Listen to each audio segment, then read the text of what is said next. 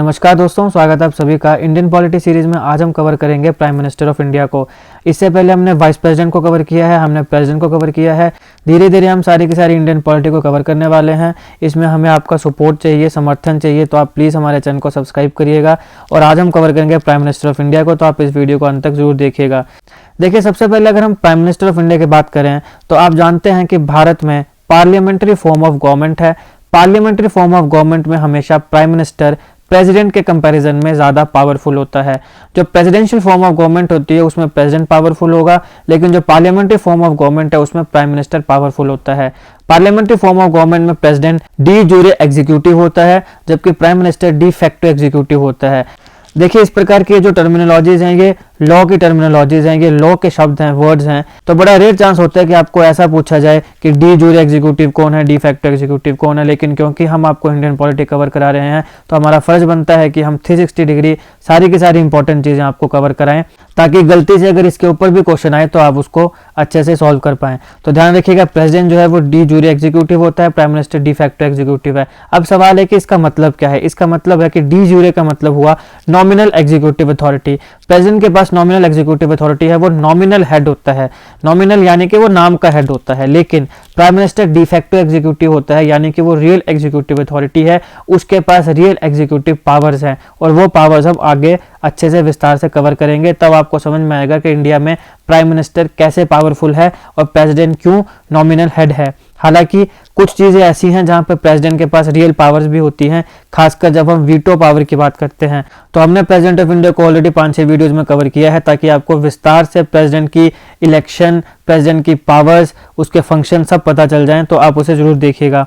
अब देखिए, D jure और नॉमिनल एग्जीक्यूटिव अथॉरिटी होने की वजह से प्रेसिडेंट जो है वो हेड ऑफ द स्टेट है, लेकिन डी फैक्टो एग्जीक्यूटिव और रियल एग्जीक्यूटिव अथॉरिटी है प्राइम मिनिस्टर के पास, इसलिए वो हेड ऑफ द गवर्नमेंट है। और head of the government more powerful है than head of the state. अब हम बात करते हैं अपॉइंटमेंट की। देखिए, कॉन्स्टिट्यूशन ऑफ इंडिया में कहीं पर भी स्पेसिफिकली ऐसा कोई प्रोसीजर नहीं लिखा गया है जो बात करता है प्राइम मिनिस्टर ऑफ इंडिया की सिलेक्शन और प्राइम मिनिस्टर ऑफ इंडिया की अपॉइंटमेंट के लिए। यहाँ पे एक सवाल आता है कि prime minister of India appoint होता है या इलेक्ट होता है। आप में से बहुत से लोगों को लगेगा कि prime minister of India elect होता है, लेकिन अपॉइंट होता है या इलेक्ट होता है, इसका जवाब हमें मिलता है आर्टिकल 75 में। आर्टिकल 75 ऑफ इंडियन कॉन्स्टिट्यूशन बोलता है PM shall be appointed by the president. इसका मतलब क्या हुआ कि प्राइम मिनिस्टर क्या है, अपॉइंट होता है। प्राइम मिनिस्टर कौन होगा, वो होगा जिसे प्रेसिडेंट ऑफ इंडिया अपॉइंट करेगा। तो यहाँ पे अपॉइंट हुआ कि इलेक्ट हुआ, अपॉइंट हुआ।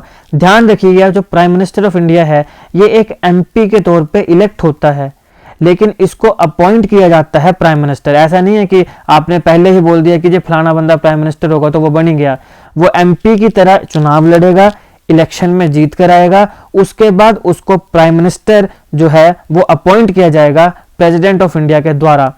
तो आर्टिकल 75 तो सीधे सीधे बोलता है कि प्राइम मिनिस्टर कौन होगा जिसे प्रेसिडेंट ऑफ इंडिया अपॉइंट करेगा, लेकिन इसका मतलब ये नहीं है कि प्रेसिडेंट ऑफ इंडिया किसी को भी अपनी मर्जी से चाहे तो अपॉइंट कर दे प्राइम मिनिस्टर। ऐसा नहीं होता है। हमारे यहाँ पे जो पार्लियामेंट्री फॉर्म ऑफ गवर्नमेंट है, यहाँ पे जो नॉर्मल कन्वेंशन है पार्लियामेंट्री सिस्टम ऑफ गवर्नमेंट की, उसके मुताबिक प्रेसिडेंट जो है वो उसी व्यक्ति को, उसी लीडर को अपॉइंट करता है जो कि मेजॉरिटी पार्टी का लीडर होगा लोकसभा में। तो होता क्या है, अलग अलग पार्टीज ने अलग अलग अपना चुनाव लड़ा, चुनाव में जीत कर आए, फिर एक पार्टी के पास मेजॉरिटी आएगी। अब मैंने आपको टाइप्स ऑफ मेजॉरिटी अच्छे से कवर कराई है, जहां पे मैंने आपको बताया था कि इंडियन कॉन्स्टिट्यूशन में 4 तरीके की मेजॉरिटीज होती हैं। सबसे पहले special majority, absolute majority, effective majority और simple majority. Special majority further 4 तरीके की होती है, टाइप 1, टाइप 2, टाइप 3, टाइप 4।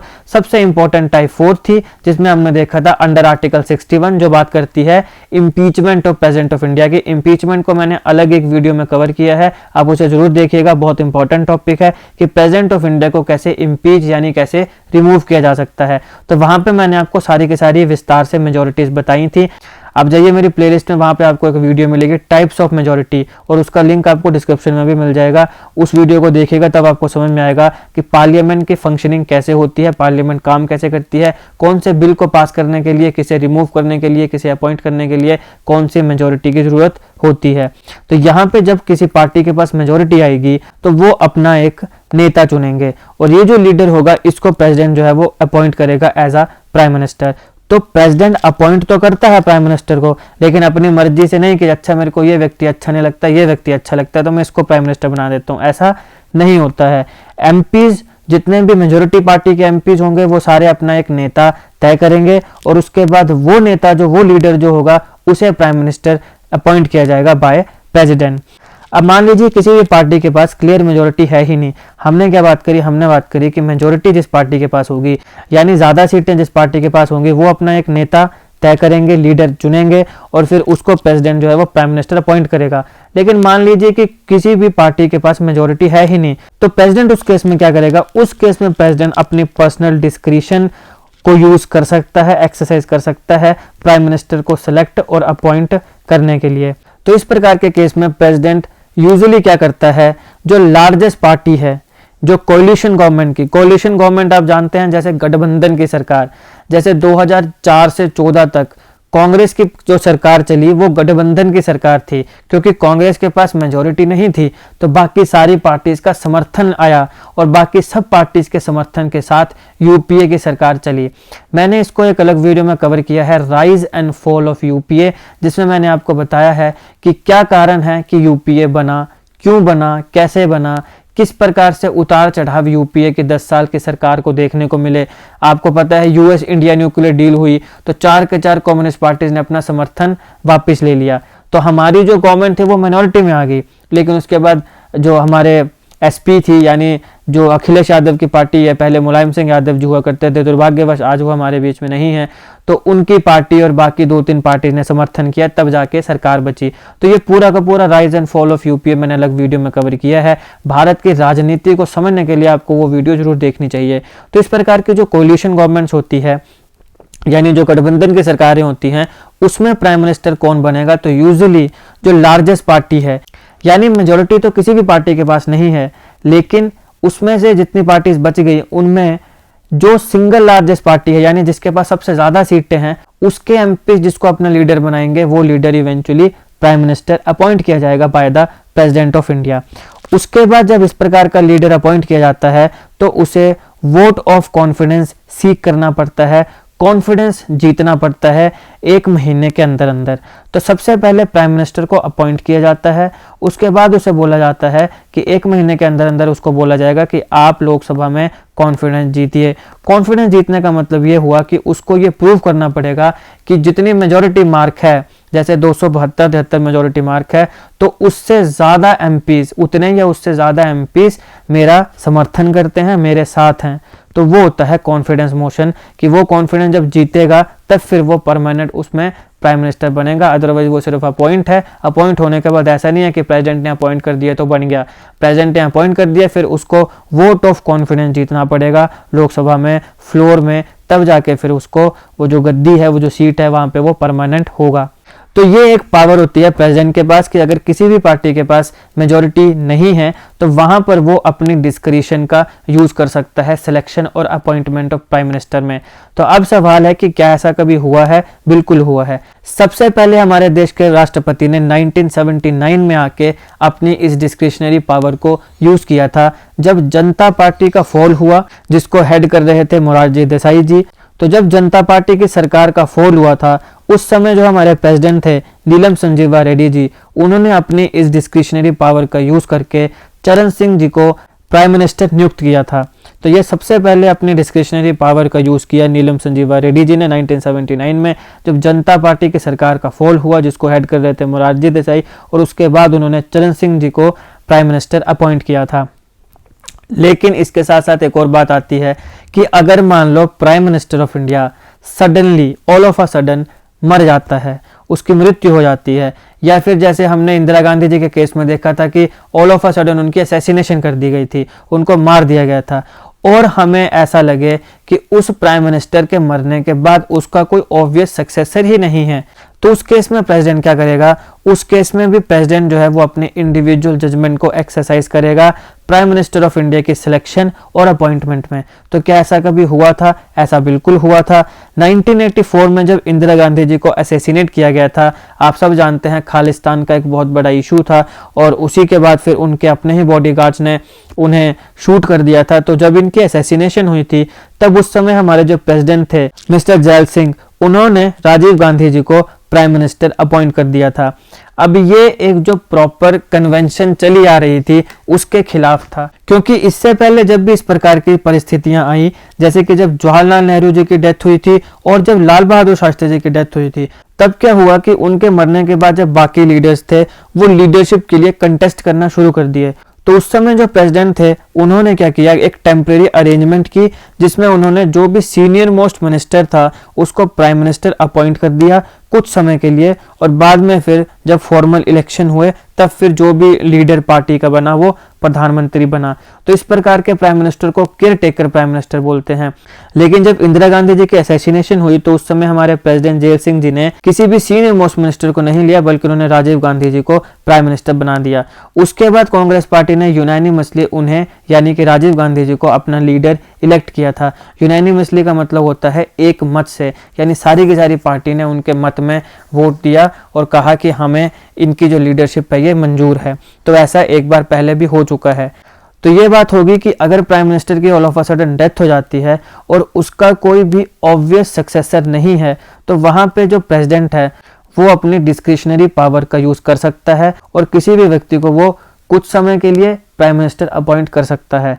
लेकिन मान लीजिए प्राइम मिनिस्टर ऑफ इंडिया की all of a sudden death होगी, लेकिन जो रूलिंग पार्टी है, जो मेजोरिटी में है लोकसभा में, वो अपना नया लीडर नियुक्त कर लेती है। तो उस केस में प्रेसिडेंट के पास और कोई चॉइस नहीं होती है, उसे उसी व्यक्ति को प्राइम मिनिस्टर अपॉइंट करना पड़ता है जो उसकी पार्टी, जो मेजोरिटी पार्टी है, उसके द्वारा अपना नया लीडर बनाया गया है। तो आसान भाषा में मान लीजिए कि ये एक सारे के सारे एमपीज हैं, इन्होंने एक व्यक्ति को अपना नेता चुना, प्रेसिडेंट ने इसको अपॉइंट कर दिया प्राइम मिनिस्टर। लेकिन अब इसकी डेथ होगी, तो डेथ होने के बाद अगर तो कोई ऑब्वियस सक्सेसर नहीं है तो प्रेसिडेंट क्या करेगा, किसी भी व्यक्ति को पकड़ेगा और उसे कुछ समय के लिए प्राइम मिनिस्टर बना देगा। लेकिन अगर मान लो इसकी मृत्यु के बाद ये जो इसके एमपीज हैं ये अपना एक नया लीडर चूज कर लेते हैं, कि अब बोलते हैं कि चलो अब ये हमारा जो नया लीडर है, तो प्रेसिडेंट के पास अब वो पावर नहीं है कि वो किसी को पकड़ के प्राइम मिनिस्टर नियुक्त कर दे। उसके पास अब और कोई भी चॉइस नहीं बचेगी, उसे इसी व्यक्ति को प्राइम मिनिस्टर नियुक्त करना पड़ेगा। अब हम बात करते हैं प्राइम मिनिस्टर ऑफ इंडिया के इलेक्शन से रिलेटेड कुछ इंपॉर्टेंट जजमेंट्स को। सबसे पहले 1980 में दिल्ली हाई कोर्ट ने एक जजमेंट दी जिसमें उन्होंने कहा कि constitution does not require that a person must prove his majority in the Lok Sabha before he is appointed as the prime minister.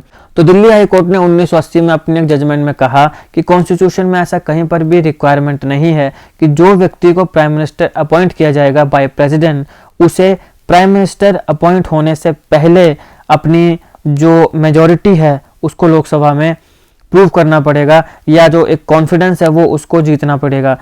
President जो है वो पहले प्राइम मिनिस्टर को अपॉइंट कर सकता है और उसके बाद उसे बोल सकता है कि तुम लोकसभा में एक रीजनेबल पीरियड के अंदर, जो कि हमने पिछले स्लाइड में देखा 1 मंथ, क्योंकि मैंने बताया ना कि 1 महीने के अंदर अंदर उसे वोट ऑफ कॉन्फिडेंस जीतना पड़ेगा।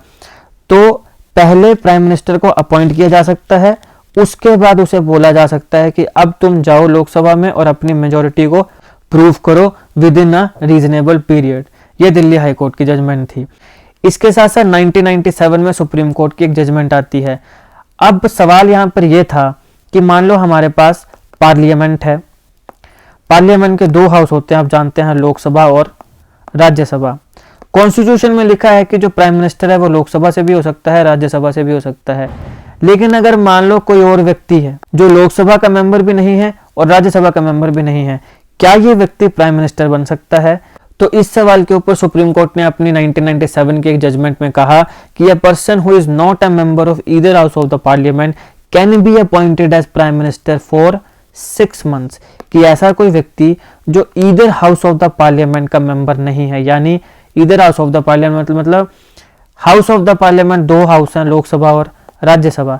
तो ना तो वो लोकसभा का मेंबर है, ना वो राज्यसभा का मेंबर है, उसके बावजूद भी वो प्राइम मिनिस्टर अपॉइंट किया जा सकता है, लेकिन सिर्फ और सिर्फ 6 महीने के लिए। इस 6 महीने के अंदर अंदर उसे इन दोनों में से, लोकसभा और राज्यसभा में से किसी एक हाउस का मेंबर बनना पड़ेगा। अगर वो 6 महीने के अंदर अंदर लोकसभा या राज्यसभा में से किसी भी एक हाउस का मेंबर नहीं बन पाता है, तो फिर वो प्राइम मिनिस्टर की गद्दी इसको छोड़नी पड़ेगी, वो सीज हो जाएगा to be the prime minister of India. तो ये 2 इंपॉर्टेंट जजमेंट्स हैं related to appointment of prime minister of India. पहली तो दिल्ली हाई कोर्ट की एक जजमेंट, जहां पे उन्होंने कहा कि सबसे पहले प्राइम मिनिस्टर को अपॉइंट किया जा सकता है और उसके बाद उसे बोला जा सकता है कि अब तुम लोकसभा में जाके जो कॉन्फिडेंस मोशन है उसे जीतो और जो मेजोरिटी है उसे प्रूव करो। और दूसरा है सुप्रीम कोर्ट का जजमेंट 1997 में, जहां पे सुप्रीम कोर्ट ने कहा कि अगर कोई व्यक्ति लोकसभा और राज्यसभा दोनों में से किसी भी हाउस का मेंबर नहीं है तो भी वो प्राइम मिनिस्टर बन सकता है, लेकिन सिर्फ 6 महीने के लिए। इस 6 महीने के अंदर अंदर उसे या तो लोकसभा या राज्यसभा का मेंबर बनना पड़ेगा, नहीं तो वो सीज हो जाएगा to be the prime minister of India. अब कॉन्स्टिट्यूशनली अगर हम बात करें तो प्राइम मिनिस्टर किसी भी 2 हाउस में से एक हाउस का मेंबर होना चाहिए, या तो वो लोकसभा का मेंबर होना चाहिए या वो राज्यसभा का मेंबर होना चाहिए। संविधान में इस बात का जिक्र है कि दोनों हाउस में से किसी भी एक हाउस का मेंबर प्राइम मिनिस्टर बनाया जा सकता है। तो जैसे अगर हम बात करें इंदिरा गांधी जी की 1966 में, देवेगौड़ा जी की 1996 में और मनमोहन सिंह जी 2004 में, ये सारे के सारे राज्यसभा के मेंबर्स थे और ये प्राइम मिनिस्टर बने थे। तो जब इंदिरा गांधी 1966 में, देवेगौड़ा 1996 में, मनमोहन सिंह जी 2004 में प्राइम मिनिस्टर बने, तो ये राज्यसभा के मेंबर थे। तो अब आपसे सवाल पूछा जा सकता है कि निम्नलिखित में से बताइए उन लोगों के नाम, उन प्राइम मिनिस्टर्स के नाम जो राज्यसभा के मेंबर थे जब वो प्राइम मिनिस्टर बने। तो ये 3 मुख्य नाम हैं, इंदिरा गांधी 1966 में, देवेगौड़ा 1996 में और मनमोहन सिंह जी 2004 में राज्यसभा के मेंबर थे जब वो प्राइम मिनिस्टर बने थे। तो ये बात होगी भारत की, जहाँ पे लोकसभा का मेंबर भी प्राइम मिनिस्टर बन सकता है, राज्यसभा का मेंबर भी प्राइम मिनिस्टर बन सकता है। बस मैटर क्या करता है कि जो मेजोरिटी पार्टी है वो किसे अपना नेता बनाती है। इवन दो कोई ऐसा व्यक्ति जो लोकसभा का मेंबर भी नहीं है, राज्यसभा का मेंबर भी नहीं है, वो भी प्राइम मिनिस्टर बन सकता है 6 महीने के लिए। 6 महीने के अंदर अंदर उसे लोकसभा का और राज्यसभा का दोनों में से किसी एक का मेंबर बनना पड़ेगा। ये भारत की बात है। लेकिन ब्रिटेन की अगर हम बात करें, क्योंकि आप सब जानते हो कि इंडिया का जो कॉन्स्टिट्यूशन है उसको बैग ऑफ बोरोइंग भी कहा जाता है, ये उसका क्रिटिसिज्म भी है। हमने अलग अलग देशों से कुछ कुछ चीज़ें ली हैं, तो इसलिए कहीं ना कहीं कंपैरेटिव क्वेश्चंस भी आ जाते हैं कि अच्छा भारत में ऐसा होता है तो फिर बताइए कि उस फलाने देश में कैसा होता है, उस देश में कैसा होता है। जैसे कि जब हमने वाइस प्रेसिडेंट ऑफ इंडिया को कवर किया था तब भी हमने वाइस प्रेसिडेंट ऑफ इंडिया का कंपैरिजन किया था अमेरिका के वाइस प्रेसिडेंट के साथ। तो वो वीडियो भी जरूर देखिएगा, जिसका लिंक आपको डिस्क्रिप्शन में भी मिल जाएगा और मेरी प्लेलिस्ट में जाइए, वहाँ पर भी आपको मिल जाएगा। तो अगर हम बात करें ब्रिटेन की, तो ब्रिटेन में ऐसा नहीं होता है। ब्रिटेन में जो प्राइम मिनिस्टर है वो हमेशा लोअर हाउस का मेंबर ही बनेगा। भारत की तरह ऐसा नहीं है कि 2 हाउस ऑफ पार्लियामेंट में से किसी भी मेंबर को पकड़ के प्राइम मिनिस्टर बना दो। वहां पे सिर्फ लोअर हाउस का मेंबर ही हमेशा प्राइम मिनिस्टर बनेगा, अपर हाउस का मेंबर प्राइम मिनिस्टर नहीं बनेगा। लेकिन भारत में ऐसा नहीं है। अब हम बात करते हैं ओथ की, शपथ की। भारत का प्रधानमंत्री जब भी चुना जाएगा प्रधानमंत्री, तो ऑफिस में जाने से पहले उसको क्या करना पड़ेगा, शपथ लेने पड़ेगी, उसे ओथ लेने पड़ेगी, ओथ ऑफ ऑफिस और ओथ ऑफ सीक्रेसी। अब हम एक एक करके इनकी बात करते हैं। सबसे पहले oath of office. Prime minister अपनी ओथ ऑफ ऑफिस में क्या कहेगा? सबसे पहले, to be a true faith and allegiance to the constitution of India. मैं अपने भारत के संविधान के ऊपर ट्रू फेथ रखूंगा, पूरा भरोसा करूंगा, ट्रू एलिजेंस जो है वो रखूंगा। दूसरी बात है to uphold the sovereignty and integrity of India. Bharat की अखंडता और एकता, इसको मैं अपहोल्ड करूंगा, सोवर्निटी को अपहोल्ड करूंगा, इंटीग्रिटी को अपहोल्ड करूंगा। To faithfully and conscientiously discharge the duties of his office. मैं अपने ऑफिस की ड्यूटीज कॉन्शियसली और फेथफुली डिस्चार्ज करूंगा। To do right to all manner of people in accordance with the constitution and the law without fear of favour, affection और ill will. मैं अपने भारत के लोगों के लिए ईमानदारी से काम करूंगा, किसी बात के डर के बिना, किसी को किस किए गए फेवर के बिना, किसी के लिए अफेक्शन रखे ना बिना और किसी भी इल विल से मैं काम नहीं करूँगा। यानी मैं जब अपने भारत के लोगों की सेवा करूँगा तो मैं किसी बात से न डरूंगा, ना मैं किसी का फेवर करूँगा, ना मैं किसी की तरफ अपनी अफेक्शन जताऊँगा कि अच्छा तू मेरा अपना बंदा है, तेरे तू ये रख ले, तू मेरा अपना बंदा है, तू ये रख ले। और ना मैं किसी भी प्रकार के इल विल से अपना काम करूँगा, यानी गलत विल से मैं कुछ भी काम नहीं करूँगा। फिर आता है in his oath of secrecy. Secrecy यानी कुछ चीज़ें हैं जो मेरे को सीक्रेट रखने पड़ेंगी, क्योंकि मैं प्राइम मिनिस्टर हूँ, देश की सुरक्षा है, एकता है, अखंडता है, तो उसके ऊपर की गई कुछ बातें हैं जो मुझे सीक्रेट रखने पड़ेंगी। क्योंकि अगर वो बातों का मैं बखान करने लग पड़ा फिर तो जो विरोधी हैं, जो दुश्मन देश हैं, जैसे पाकिस्तान है, चाइना है, उनके हाथों अगर कोई इंटेलिजेंस की रिपोर्ट्स लग गई तब तो फिर वो हमारे भारत का युद्ध भी कर सकते हैं। और आज के ज़माने में इंटरनेट के युग में तो कुछ भी किया जा सकता है। तो कुछ चीज़ें हैं जो मेरे को सीक्रेट रखनी है, मैं उनको सीक्रेट ही रखूँगा। डायरेक्टली और इनडायरेक्टली मैं कुछ चीज़ें जिनको मुझे सीक्रेट रखना है उन्हें मैं किसी के साथ कम्युनिकेट नहीं करूँगा, किसी के साथ रिवील नहीं करूँगा, except as may be required for the due discharge of his duties as such minister. अब हो सकता है कि कुछ चीज़ें तो मुझे बतानी ही पड़ेंगी अपने ड्यूटी के पॉइंट ऑफ व्यू से। अब जैसे आप सब जानते हैं कि हमारी जो काउंसिल ऑफ मिनिस्ट्री है ये पार्लियामेंट के लिए अकाउंटेबल है। अपोजिशन के लोग सवाल पूछते हैं, उन्हें उन सवालों के जवाब देने पड़ते हैं। तो अपनी ड्यूटी परफॉर्म करने के लिए जो चीज़ें बताना ज़रूरी है मैं उन्हें बताऊंगा, लेकिन जो चीज़ें बताना ज़रूरी नहीं है उनको मैं डायरेक्टली इनडायरेक्टली कभी भी ना कम्युनिकेट करूंगा ना रिवील करूंगा। ये होती है ऑफिस ऑफ सीक्रेसी। अगर हम बात करें टर्म की तो देखिए प्राइम मिनिस्टर ऑफिस की जो टर्म है वो फिक्स नहीं होती है, वो during the pleasure of president अपने ऑफिस को होल्ड करता है। ये बहुत इंपॉर्टेंट है। हम बात तो करते हैं कि प्राइम मिनिस्टर बहुत ज़्यादा पावरफुल है, लेकिन कॉन्स्टिट्यूशन में जब हम पढ़ते हैं तो उसमें आता है कि प्राइम मिनिस्टर जो है वो ऑफिस को होल्ड करता है during the pleasure of the president. उसका अपना जो पीएम ऑफिस में टर्म है वो फिक्स नहीं होती है। तो सवाल आपसे पूछा जा सकता है कि which one of the following hold office during the pleasure of the president, तो उसमें प्राइम मिनिस्टर भी आएगा। अगर प्राइम मिनिस्टर होगा तो फिर आप उसको भी कंसीडर करोगे अपने आंसर में। लेकिन इसका मतलब ये नहीं है कि प्राइम मिनिस्टर अगर प्रेसिडेंट के pleasure during the pleasure of president अगर वो उस ऑफिस को होल्ड कर रहा है तो इसका मतलब ये नहीं है कि प्रेसिडेंट जब मर्जी चाहे प्राइम मिनिस्टर को डिसमिस कर सकता है। जब तक प्रधानमंत्री के पास मेजॉरिटी सपोर्ट है लोकसभा में तब तक उसे प्रेसिडेंट कभी भी डिसमिस नहीं कर सकता। लेकिन अगर मान लो प्राइम मिनिस्टर अपना कॉन्फिडेंस खो देता है लोकसभा में तो फिर या तो उसे रिजाइन करना पड़ेगा या फिर उस केस में प्रेसिडेंट उसे डिसमिस कर सकता है।